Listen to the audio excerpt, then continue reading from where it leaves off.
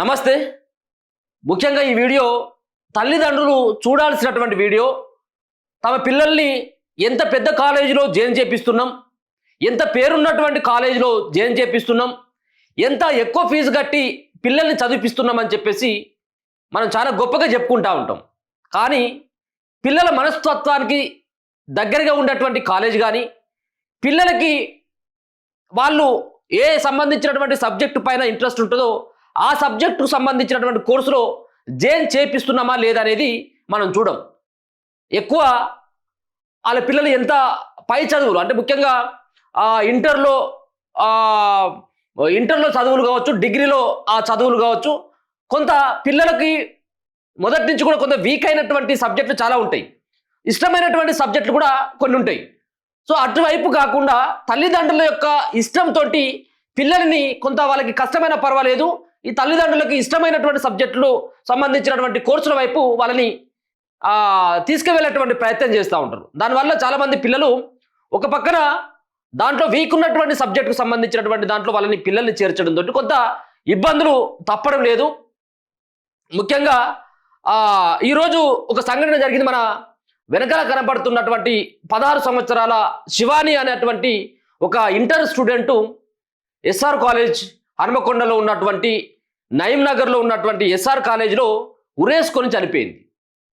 ఉరేసుకొని చనిపోవడంతో పాటు ఆమె ఒక సూసైడ్ లెటర్ను కూడా స్పష్టంగా ఆమె రాయడం జరిగింది. తను చనిపోవడానికి కారణం ఏంటి, తన తల్లిదండ్రులు చదువు విషయంలో ఎలాంటి ఇబ్బందులు పెట్టిళ్ళు అన్నటువంటి దాన్ని క్లియర్ కట్గా దానిలో చెప్పిండు. ఈ చావు నిజంగా చాలామందికి తల్లిదండ్రులకి కొంత కనువిప్పు కలగాల్సినటువంటి అవసరం కూడా ఉన్నది. దీనిలో మెజార్టీగా చాలామంది పిల్లలకు ఇష్టమైనటువంటి కోర్సుల్లో చేంజ్ చేయించేటువంటి పేరెంట్స్ కూడా ఉన్నారు, కాదనట్లేం.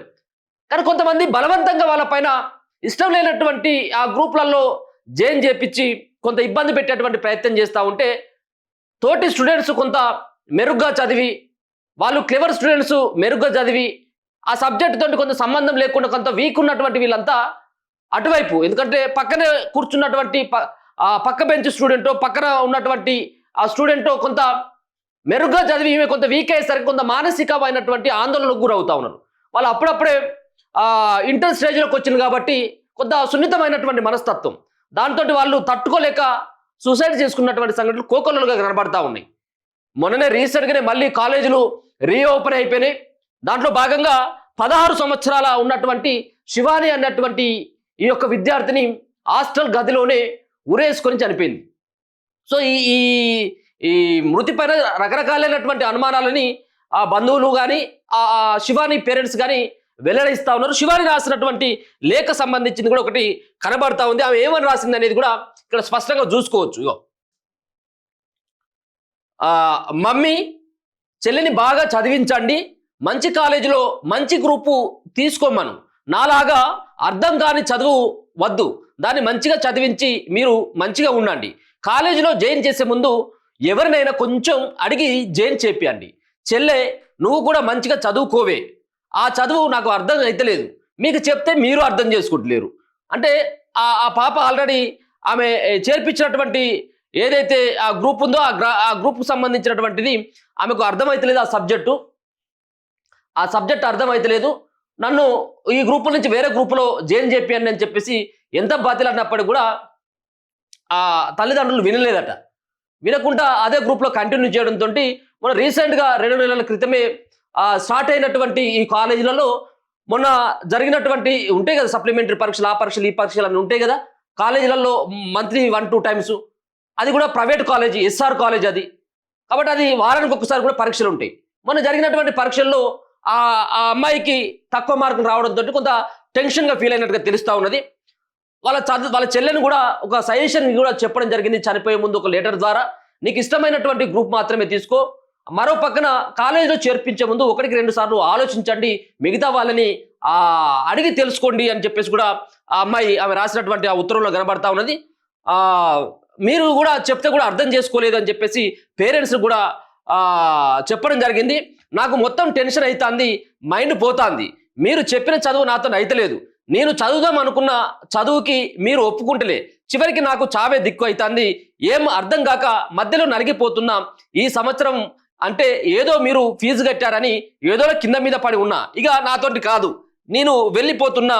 నాకు ఇంత తక్కువ మార్కులు రావడం నేను మరియు మీరు తట్టుకోలేరు, అందుకే చనిపోతున్నా.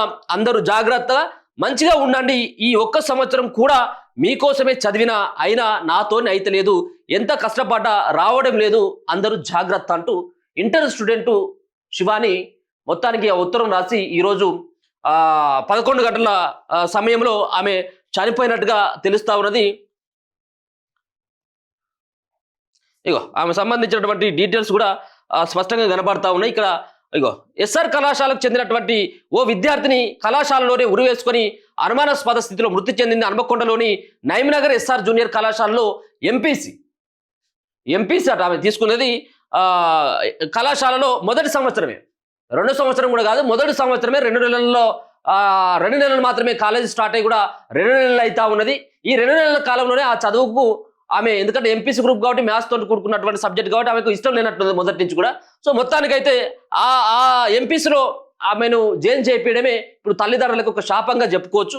మొత్తానికి ఆ మార్కులు కూడా సరిగ్గా రావట్లేదు, ఆ మార్కులను చూసి కూడా మీరు తట్టుకోలేరు అన్నటువంటి ఆ సంబంధించినటువంటి అంశాన్ని కూడా ఆ లేఖలో పొందుపరిచి ఆమె చనిపోయినటువంటి పరిస్థితి కనబడతా ఉంది. మొదటి సంవత్సరం చదువుతున్నటువంటి మంచిర్యాలకు చెందినటువంటి మిట్టపల్లి శివాని అనుమానాస్పద మృతి చెందడం కలకలం రేపింది. కాగా విద్యార్థిని కుటుంబీకులకు ఎలాంటి సమాచారం అందించకుండానే మృతదేహాన్ని కళాశాల యాజమాన్యం వరంగల్ ఎంజీఎంకు తరలించింది. గుట్టుచప్పుడు కాకుండా మృతదేహాన్ని ఎంజీఎంకు మార్చికి తరలించడంపై పలు అనుమానాలు కలుగుతున్నాయి. ఇదిలా ఉంటే మృతురాలు రాసిన సూసైడ్ నోటు సంఘటన స్థలంలో లభ్యమైంది. కళాశాలలో చేర్చే ముందు ఒకసారి ఆలోచించాలని చెప్పేసి ఈ లేఖ ద్వారా చనిపోయినటువంటి ఆమె శివాని ఉందో, ఈ శివాని ఆ లేఖ ద్వారా మాత్రం మొత్తానికైతే ఆమె తెలియజేయడం జరిగింది. ఎంపీసీ గ్రూప్లోనే ఆ పాపను చేర్పించడం, మార్కులు తక్కువ రావడంతో ఆమె చనిపోయినట్టుగా తెలుస్తా ఉంది. మరి కొన ఊపిరితోటి ఉందన్నటువంటి ఉద్దేశంతో ఇంకా బతికించాలన్నటువంటి ప్రయత్నంతో మరి ఎస్ఆర్ కాలేజీ సంబంధించిన ప్రైవేట్ కాలేజీ యాజమాన్యం అటువైపు తీసుకెళ్లిందా ఏందనేది కూడా చూడాలి. అసలు మిగతా సంబంధించినటువంటి అంటే గవర్నమెంట్ కాలేజీలలో సైతం కూడా కొంత ప్రెషర్ ఉంటుంది, కానీ ఇంత మరి ప్రెషర్ ఉండదు. ఏది ఈ ప్రైవేట్ కాలేజీలలో ఇప్పుడు ఎస్ఆర్ కావచ్చు, శ్రీ చైతన్య కావచ్చు, నారాయణ కావచ్చు, ఇటువంటి విద్యా సంస్థలు ఏవైతే ఉన్నాయో ఈ విద్యా సంస్థలలో చాలా టార్చర్ ఉంటుంది. మరో పక్కన మానసిక పరంగా ఇబ్బంది పెట్టేటువంటి పరిస్థితి కూడా ఉంటుంది వాళ్ళు. కాబట్టి ఆమె అప్పుడప్పుడే ఇంటర్లో మొదటి సంవత్సరం చదువుతున్నటువంటి ఆమె సరే అక్కడ ఉన్నటువంటి టీచర్లు తిట్టడమో, మార్కులు తక్కువ రావడంతో హెచ్చరించడమో చేయడంతో తట్టుకోలేకపోయిందా, నిజంగా ఇక నాకు ఇది ఎట్టి పరిస్థితులు కూడా పేరెంట్స్ చెప్పినప్పటికీ ఎట్టి పరిస్థితుల్లో వాళ్ళు వినట్లేదు కాబట్టి నాకు సూసైడే మార్గం అన్నటువంటి ఒక ఉద్దేశంతో ఒక మరి లెటర్ రాసి చనిపోయింది ఏందనేది ఇంకా పూర్తి వివరాలు కూడా తెలియాల్సినటువంటి అవసరం అవుతుంది. కానీ జాగ్రత్తగా ఉండాల్సినటువంటి అవసరం తల్లిదండ్రులకు ఉన్నది.